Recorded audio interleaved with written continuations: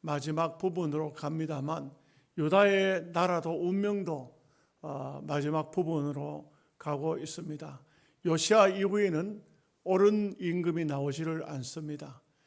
시드기야가 마지막 임금인데 그야말로 유다에도 이제 종말이 오고 있다 이렇게 할 수가 있겠고, 그의 할아버지죠 므낫세 임금이 원체 악을 행하되 도무지 사람으로서는 또 유다 왕으로서는 해서는 안 될 그런 죄들을 다 짓습니다.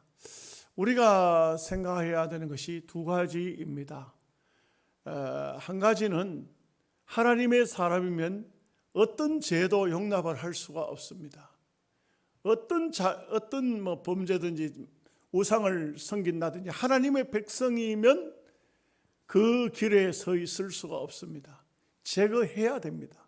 전부 청산을 해야 됩니다. 그렇기 때문에 진정한 하나님의 사람은 죄를 청산하고 정결하고 깨끗한 삶을 살도록 돼 있고, 반대로 하나님의 사람이 아닌 사람은 절대 중도에 머물러 있을 수가 없습니다. 유다 나라의 왕들을 보면은 하나님을 전심으로 섬기지 않는 사람은, 말씀을 떠나 있는 사람은 온갖 범죄를 다 저지릅니다.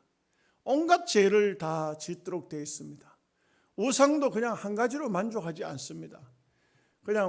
그야말로 우상은 이웃 주변 국가에서 섬기던 못된 우상은 다 가져오고, 사실 여기 그냥 우상 그렇게 말했지만 이 우상 제단에는 제가 늘 말씀드리지만 여기는 영적인 하나님을 떠난 우상을 신으로 섬기면 영적인 간음이 되겠죠. 절대 영적인 간음뿐만 아닙니다. 육적인 간음도 그 장소에서 이루어집니다. 그렇기 때문에 유다 나라가 악한 임금이 들어올 때는 영적으로 육적으로 다 타락하도록 되어 있습니다. 여러분, 사람이 한 가지만 타락을 가져올 수는 없어요. 육체적인 타락은 가져왔지만 영적으로는 바로 산다, 있을 수가 없어요. 영적으로 바로 사는 사람이 육신적으로는 타락했다, 그거는 있을 수가 없는 겁니다. 우리가 하나님의 사람이면 영육을 언제든지 정결하게 할 것이고, 하나님의 사람이 아니면 겉으로 볼 때는 꽤 괜찮아 보여도 그래도 절대로 경건한 깨끗한 삶을 살 수가 없습니다. 그래서 우리가 가끔 보면 교회 안에서 여청년들이 결혼할 상대자를 못 찾아가지고 그래가지고 불신자 청년을 사귀어가지고 결혼하는 경우가 있어요. 그런데 어떻게 말하냐면 그 사람은 다릅니다 이렇게 말하거든요. 그 사람은 다릅니다. 절대 다르지 않습니다. 절대 다르지 않습니다. 겉으로 볼 때 우선 자기의 약점을 감추어 가지고 있고 하기 때문에 그렇지, 그 사람도 역시 마음속에는 온갖 더러운 것들이 다 들어오도록 되어 있습니다. 하나님의 사람은요, 죄가 마음에 들어오면 견뎌내지를 못해요. 해결을 해야 살지, 해결을 하지 않으면 속에 죄를 품고 하나님 앞에 나와 기도도 잘하더라, 그거는 있을 수가 없어요. 예배 잘하더라, 있을 수가 없습니다. 죄가 마음속에 들어오면 그것을 다 청산해야만 기도도 되고 찬양도 되고 하나님을 바로 섬길 수 있고, 또 뿐만 아니라 반대로 더러운 죄가 마음속에 그냥 있는 상태에서 교회에 나온다는 것은, 그것은 결국은 겉모양만 그렇게 나왔지 영과 육이 다 타락됐다는 것을 알 수가 있습니다. 이 요시야 임금은 어린 나이에 왕이 되지 않습니까? 그런데 이 성경을 가만히 우리가 역대기를 쭉 살펴보면 어떠냐면 어릴 적에 왕이 많이 돼요. 왜 그러냐면 왕들이 장수를 잘 못해요. 왕들이 장수를 잘 못하는데, 그것은 우리나라도 마찬가지, 중국도 마찬가지, 역사적으로 보면 어느 나라든지 간에 왕정 정치를 하는 나라는 왕들이 오래 살지를 못해요. 왜 그러냐면 전부가 육신적으로 부패하도록 돼 있어요. 그 왜 그러냐면 왕궁에 여자들을 갖다가 얼마나 많이 둡니까? 솔로몬 같은 경우는 1000명이나 되는 여자를 두었잖아요. 그러니까 이 1000명이라는 여자를 데리고 산다, 이거는 있을 수가 없어요. 사람은 일남 일녀로 그렇게 가정을 꾸려야 되지. 그렇지 않으면은 방탕하도록 돼 있고, 여러분 기계를 보도를 위해 잠글 때에 꽉 잠갔다 싶은데 거기서 더 돌려 뿌리면 넘어가 버리잖아요. 넘어가 버리면 이거는 보도를 쓸 수가 없어요. 그와 같이 사람도 일부 일처가 되면은 아주 경건한 삶을 살도록 되는데, 이 일부 다처제가 되면은 여자들이 많으면은 결국은 그 삶을 하나님이 주신 명대로 살 수가 없어요. 그 일찍 죽어버리니까 어린아이가 또 왕이 되는데, 이 어린아이가 왕이 될 때에 참 중요한 것이 그때에 어떤 사람들이 정치를 하고 있느냐에 따라서 대부분 보면 물론 하나님 뜻과 섭리가 있겠지만 정말 신하들 중에 훌륭한 신하가 있다. 그러면 왕을 아주 믿음의 길로 인도해요. 아주 믿음의 길로 인도하는데, 그렇지 않고 못된 그런 신하가 있으면 그 왕들을 엉뚱한 방향으로 인도하는 거예요. 엉뚱한 방향으로 인도하니까 그러니까 결국은 그런 신하가 왕을 리드하면은 결국은 나라는 다 박살나도록 되어져 있고, 앞서도 우리가 많이 보았지만 왕이 타락되면 나라는 다 끝나요. 그냥 다 타락되도록 돼 있어요. 다 잘못되도록 돼 있습니다. 그리고 왕이 바로 서면은 백성들이 평안을 누리고 정말 하나님 앞에 바른 삶을 살도록 되는 것입니다. 그런데 우리가 알듯이 계속적으로 선한 임금이 나올 수도 없고 계속적으로 악한 임금이 나올 수도 없습니다. 세상 정치 이야기하면은 이렇게 말하지 않습니까? 지금 현재 우리나라에서는 정권을 잡은 자들이 우리는 30년은 끄떡없다, 아니면 50년은 끄떡없다 이렇게 말합니다. 그거는 자기들 생각이지, 하나님은 하나님의 역사를 이 세상 나라에도 하나님께서 원하시는 역사가 있다고요. 악한 사람이 많이 다스리기도 하고 또 때로는 선한 사람이 많이 다스리기도 하고, 보면은 단명하는 왕들도 많이지 않습니까? 그래서 하나님의 섭리 속에 들어가 있어요. 하나님 섭리 속에 들어가 있기 때문에 우리는 그저 하나님 앞에 많이 어둡고 힘들 때는 하나님 앞에 엎드려 기도하는 것이고, 또 좋은 날이 오면은 우리는 찬송하는 겁니다. 그 이상도 그 이하도 없어요. 그렇기 때문에 우리는 어차피 이 세상 역사는 계속적으로 돌고 돌기 때문에 우리가 세상을 보고 너무 한탄하고 그렇게 살 필요는 없어요. 위태위태한 거지만 여러분, 세상의 역사 속에 위태하지 않을 때가 언제 있었습니까? 여러분 역사를 한번 공부해 보십시오. 다 위태로웠어요. 지금 보면 우리 까딱하면 공산국가가 되겠다 싶은 그런 생각이 들어집니다. 사실 그래 돼요. 그런데 공산국가가 되면 어떻게 될까? 우리가 지금 민주주의 국가라 해서 특별히 더 낫고 공산국가라 해서 특별히 더 나쁘고, 교인들은 많이 죽을 겁니다. 왜냐하면 공산주의는 예수 믿는 성도들을 용납하지를 못해요. 그래서 교인들이 많이 죽겠지만 다 죽일 수는 없어요. 10,000,000명을 죽일 수는 없습니다. 그렇기 때문에 우리가 시대가 바뀐다 해서 크게 순교자가 좀 나와야 사실은 한국 교회가 또 정화가 돼요. 전부 가짜 교인들이 너무 많습니다. 엄격히 말하면 가짜 교인보다 가짜 목사들이 너무 많습니다. 그렇기 때문에 어떤 한란의 시기가 오면은 진짜 가짜가 확 드러납니다. 지금도 코로나가 오니까 가짜 목사, 진짜 목사가 확 드러나지 않습니까? 많이 드러났거든요. 가짜배이 목사들은 전부 정부에 아부하고 행편 따라 예배하고 시키는 대로 하고 이렇게 합니다. 그러나 생명 걸고 하는 사람들도 많이 있지 않습니까? 이런 것을 보면서 우리가 느끼지만 앞으로 장차 공산세계가 들어온다. 그래서 종전선언을 하자. 문재인 대통령 종전선언, 여러분 그게 뭔지 아십니까? 이제는 미국의 간섭도 안 받고 중국의 간섭도 안 받고 우리는 우리대로 자율권을 갖자 하는 것이잖아요. 전쟁 끝났다 이제 그러잖아요. 그러면 김정은이 밥이 되는 것은 하루아침입니다. 베트남 있지 않습니까? 베트남 불과 6개월 만에 종전선언 6개월 만에 그냥 바로 먹혀버렸어요. 뭐 우리나라도 지금 현재 별반 다르지 않습니다. 그러나 시대가 어느 시대가 오든 어떤 악한 시대가 오든 간에 모든 것은 하나님의 손에 달렸습니다. 그래서 우리가 할 일은 열심히 기도해야 되겠다. 하나님께 긍휼함을 입어야 되겠다. 그래서 예루살렘의 소돔 고모라 성에 의인 10명이 없어서 망했고 예루살렘 거리에 다니면서 찾아봐도 의인 한 사람이 없더라는 거예요. 그러니까 결국은 예루살렘이 바벨론에 먹히고 포로로 종으로 끌려갔는데 우리가 그런 것을 생각하면 대한민국은 인간적으로 생각하면 망할래야 망할 수가 없겠죠. 안 망할 겁니다. 그렇지만 하나님의 옛날에는 의인 10명 찾았지만 지금은 1000명을 찾으려는지 지금은 10,000명을 찾으려는지 모르잖아요. 하나님께서. 그렇기 때문에 우리는 경건한 삶을 살아야 되고 믿음으로 살아야 된다. 이것을 알 수가 있습니다.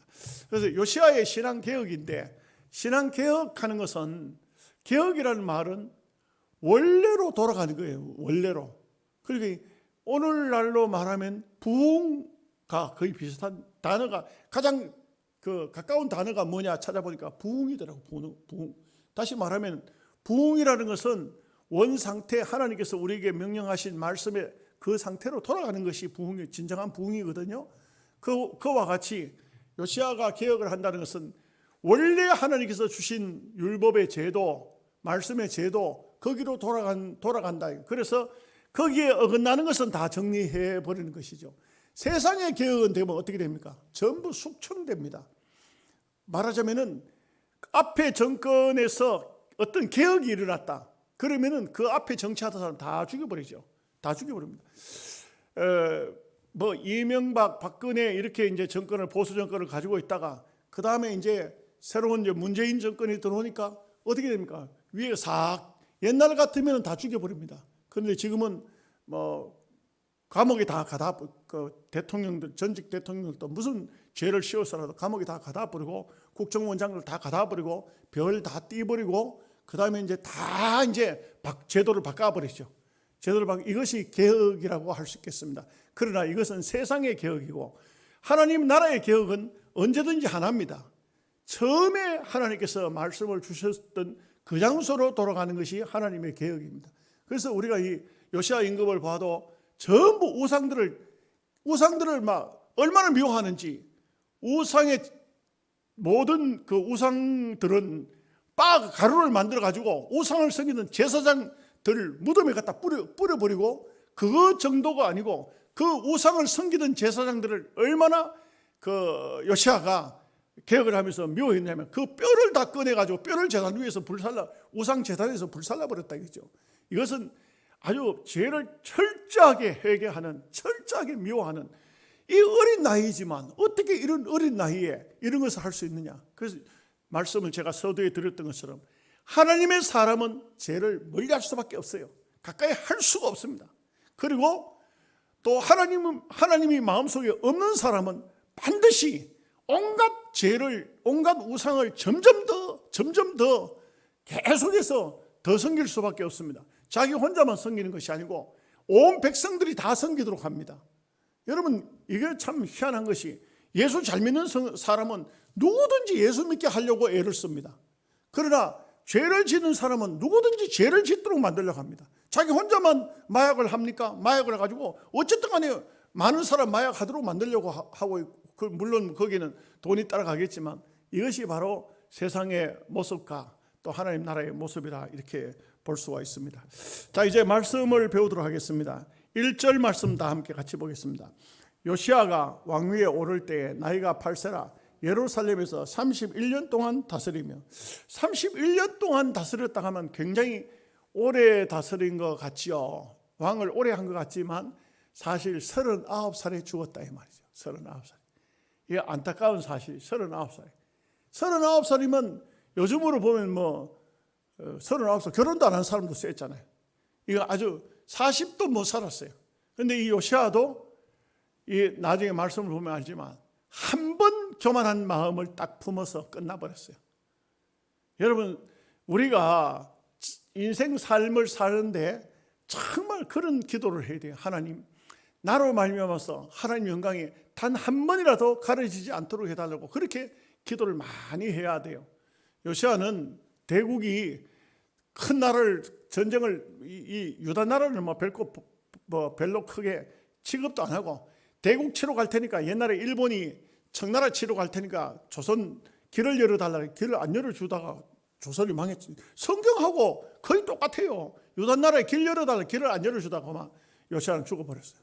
그 대국에 의해서 죽어버렸어요.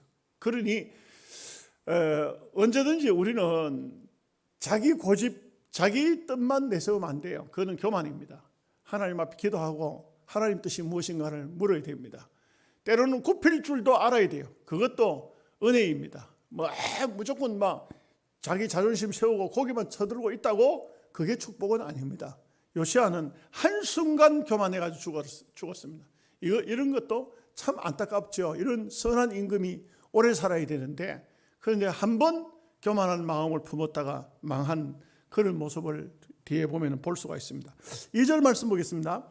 여호와 보시기에 정직하게 행하여 그의 조상 다윗의 길로 걸으며 좌우로 치우치지 아니하고 여기는 보이지 않는 그 속에 도움는 자들이 있었다. 도움는 자들이. 여러분 어떤 임금이든지 간에 여기는 잘 안 나오지만 안 나타나지만 성경에 다 기록할 수는 없지만 누군가가 그 왕을 잘 도와주는 사람이 있으면은 그 믿음의 사람이 있으면은 그 나라가 아주 아름다운 나라가 돼요. 그러니까 어린 왕이 18살의 왕이 됐으니까 얼마나 어립니까? 뭘 알겠습니까? 철부지 아무것도 모르잖아요. 그 밑에 신하가 왕이시여 이렇게 해야 됩니다. 이렇게 해야 됩니다. 이렇게 하면은 그러면 그렇게 가는데 정말 왕이시여 왕은 정직해야 됩니다. 하나님 말씀대로 살아야 됩니다. 하면은 그렇게 하죠. 그렇게. 그런데 못된 신하가 나와가지고 왕이시여 우상을 잘 섬겨야 됩니다. 백성들이 그래야 편안합니다. 이렇게 하면 또 우상을 섬기도록 되어 있는데 어떤 사람을 만나느냐 이건 참 중요합니다. 저도 늘 그런 생각합니다. 제가 영양서북교회 30년 목회했습니다만 정말 사람을 잘 만났다. 저는 큰 어려움 없이 30년의 목회를 했으니 어떤 분들은 가는 데마다 목회가 어려워 힘들어요. 왜 그러냐 하면 꼭 사람을 잘못 만나가지고 그러거든요. 그 사람을 잘 만난다는 것도 하나님의 은혜고 축복이 아닐 수가 없어요. 부부 사이도 여러분 남편은 아내 잘 만나야 되지만 아내는 남편 잘 만나야 돼요. 그런데 어떤 분은 보면 맨날 자기 마누라 욕하는 사람이 있거든. 어떤 사람은 또 자기 남편 맨날 욕하는 사람이 있거든. 그런데 욕하는 사람 치고 옳은 사람이 없어요. 꼭 자기도 똑같으니까 똑같은 사람 만나는 거예요. 아멘 안 하실지라도 여러분 남편 욕하지 마세요. 남편하고 비슷하기 때문에 부인이 만난 거예요. 부인 욕하지 마세요. 부인도 내하고 비슷하기 때문에 하나님께서 비슷한 성격을 사람끼리 맞춰준다니까. 아멘 안 하시네 그래도. 그렇습니다. 사실 다 그러니까 어떻게 해야 됩니까? 하나님 감사합니다. 이렇게 시작해야 돼요. 하나님 감사합니다. 이렇게 시작해야 됩니다. 사람을 잘 만났다는 것은 참으로 귀한 믿음의 사람을 만난다는 것이 얼마나 큰 축복인지 몰라요. 3절 말씀 보겠습니다.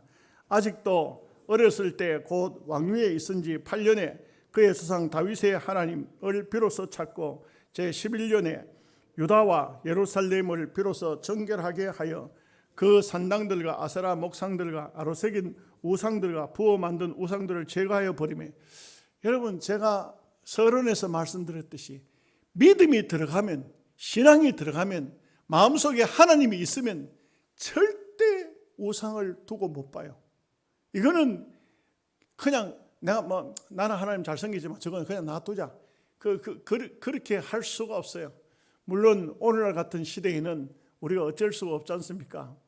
불교 그렇다고 해서 우리 망치 들고 맨날 부처 깨러 다니겠습니까? 그러면 전쟁 나고 싸움 나고 난리가 나겠죠. 그건 될 일이 아니죠. 그러나 이 당시에는 지도자가 왕이 얼마든지 그렇게 청산할 수가 있는 겁니다. 왕정 시대에는 왕권이 있기 때문에 이 왕권으로 우상을 다 제거하는 겁니다.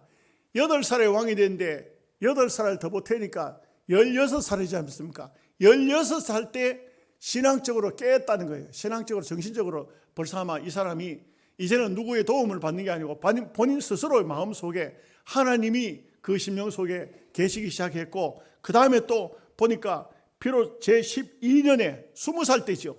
20살 때 돼가지고 그때부터는 20살이면 청년 아닙니까? 그때부터는 우상을 막 제거하기 시작하는데 나라 안에 우상들을 다 제거해버린다 그죠. 우상을 제거하는 일은 쉬운 일이 아니에요. 왜 그러냐면 그 우상 하나에 어떻게 보면은 거기에 나름대로의 어떤 세력들이 있다고요. 세력들이. 여러분, 사탄의 세력들이 얼마나 강합니까? 왕권이기 때문에 못 달려드는 것이지, 그때는 뭐 잘못하면 바로 죽여버리지 않습니까? 뭐 왕이 무슨 뭐 재판해가 죽입니까? 저놈 죽여라 하면 저놈을 목을 달아라 하면 목을 바로 달아버리는 거예요. 바로 뭐 재판이 필요가 없어요. 이 왕이 한번 명령을 내리면 그냥 되니까, 이렇게 20살 때 가서는 나라 전체 우상들을 쫙 정리를 하는 이런 것은 힘이 있다. 나이 아마 20살쯤 되면은 막 이때 당시로 봐서는 청년이지 않습니까? 막 힘이 있을 때입니다. 그러니까 힘이 있을 때에 나라 안의 우상들을 다 제거했다. 이것을 볼 수가 있습니다. 4절 말씀 보겠습니다. 무리가 왕 앞에서 바알의 제단들을 헐었으며 왕이 또 그 제단 위에 높이 달린 태양상들을 찍고 또 아세라 목상들과 아로새긴 우상들과 부어 만들 우상들을 빻아 가루를 만들어 제사하던 자들의 무덤에 뿌리고, 제사하던 자들은 누구냐면 여기는 우상 제사장들이, 우상 제사장. 여기 참 제사장이 아니고 우상을 섬기던 사람들, 거기다가 그 우상을 빻아가지고 그래가지고는 그거 갖다 뿌렸다.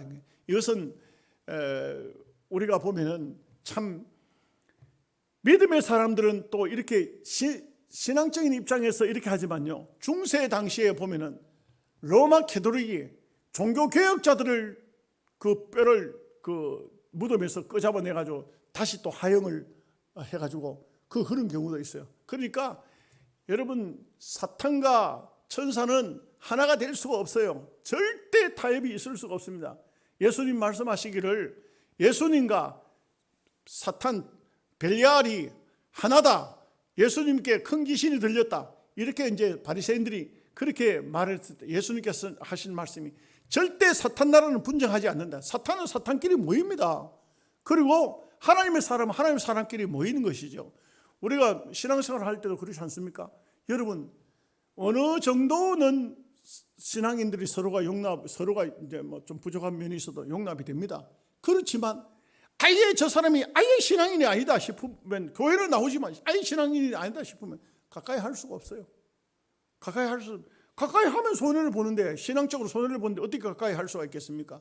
그러니 바로 신앙의 개혁이라는 것은 아예 죄를 청산하되 깨끗하게 청산하겠다, 막 이 의지가 그 우상들을 빻아서 가루를 만들어 뿌리는 것입니다. 이거는 사실 깊이 따져보면은 옛날에 아주 저 율법 시대 때 아론이 금송아지를 만들었거든요. 그때 모세가 금송아지를 빻아가지고 그 물을 백성들에게 마시게 했어요. 우상 섬기던 사람에게 마시게. 이거는 철저한 회개를 의미하고 있습니다. 우리가 회개할 때 대충 회개하고 회개했다, 그것이 아닙니다. 회개하면 철저하게 아예 뿌리까지 깊이 회개하는 이런 모습을 가져야 참된 신앙이라 이렇게 말할 수 있습니다. 5절 말씀 보겠습니다. 제사장들의 뼈를 제단 위에서 불살라 유다와 예루살렘을 정결하게 하였으며, 그러니까 제사장들, 여기 제사장 또 역시 마찬가지로 우상의 제사장들인데 그 사람들까지 아예 막 다 뼈를 끄잡아내 가지고 그 우상의 제단 위에다가 그 사람들을 막 불태워서 완전히 정결하게 했다, 이 말씀이죠. 자, 6절 말씀 보겠습니다. 또 므낫세와 에브라임과 시몬과 납달리까지 사면 항폐한 성읍들에도 그렇게 행하여. 여러분, 여기 중요한 게 있습니다. 유다의 임금이거든요. 유다의. 그런데 여기 므낫세, 에브라임, 시몬, 납달리 북쪽입니다. 북쪽은 나라가 망해가지고 임금이 없어요. 없으니까 요시아가 북쪽까지 올라갔어요.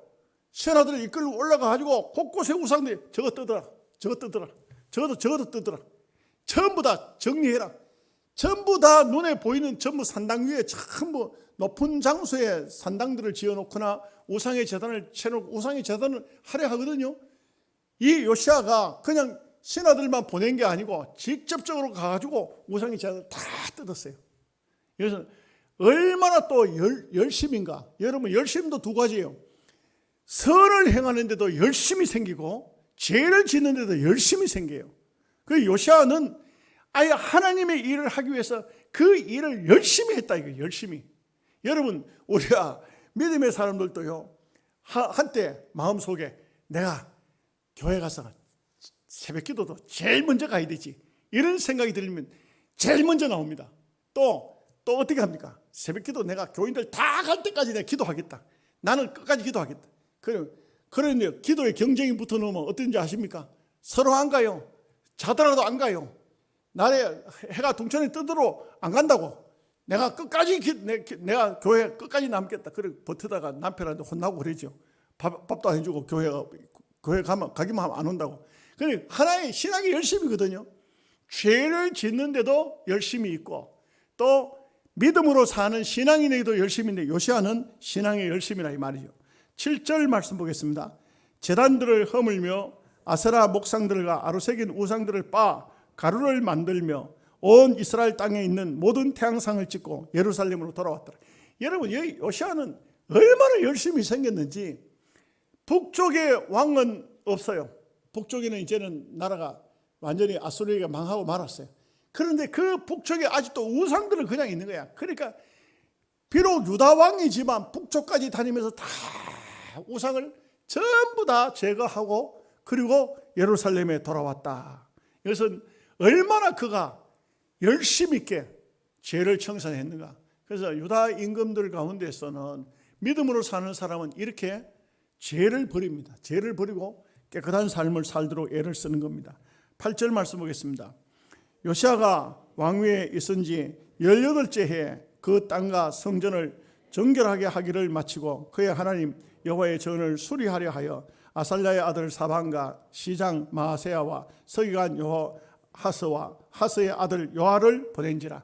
그러니까 이제는 우상을 다 청산하고 나니까 그 다음에 뭐 합니까? 하나님의 성전을, 이때 나이가 얼마입니까?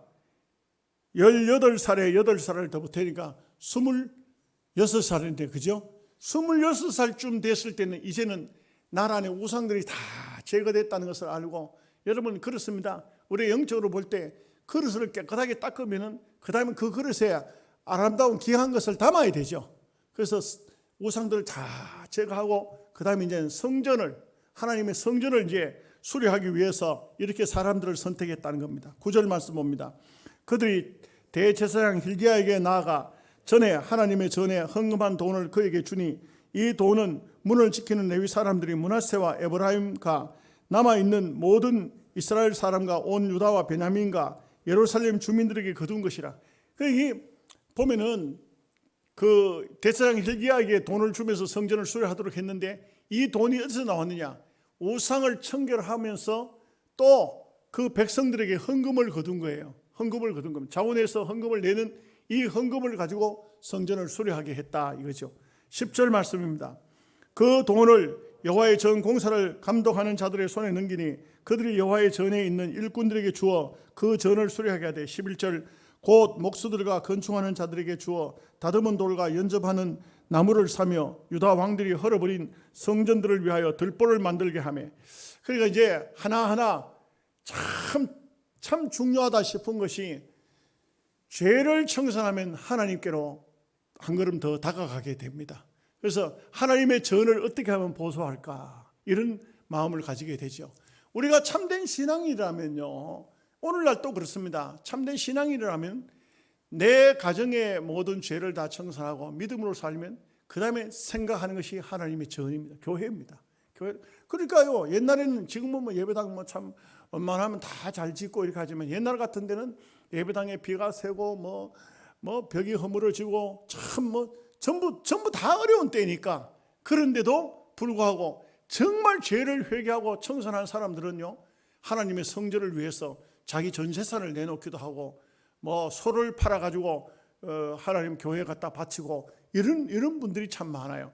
옛날 장로님들 같은 경우에는 보면은 다 마음의 소원이 여러 가지 소원들이, 장로님들을 주로 보면 여러 가지 소원, 내가 장로 오래 하면서 내 아들, 참 아들들이 몇 형제가 있는데 그 중에 하나는 하나님의 종을 만들어야 되겠다, 이런 마음들을 또 주로 가지고, 그 다음에 또 장로들이 한 생을 다 살고 마지막 끝날 때쯤 되면 내가 전 재산을 바쳐서라도 교회를 한번 짓는 것이 그게 마음의 꿈이고 소원이고, 그래서 그 자식들을 잘 키워놓으면요, 자식들이 뭐라 하냐면 아버지의 소원대로 하십시오. 우리는 뭐 아버지 재산 안 줘도 좋습니다. 아버지 소원대로 하십시오. 이래가지고 예배당을 짓는 경우가 참 많거든요. 마찬가지입니다. 여기 이제 죄를 다 청산하고 나니까 백성들이 헌금을 하는 거예요. 헌금을 하는 겁니다. 여러분, 헌금이라는 것은요, 어떤 사람에게 나온지 압니까? 죄를 회개한 사람들이 헌금을 해요. 죄를 회개하지 않는 사람은요, 헌금 못합니다.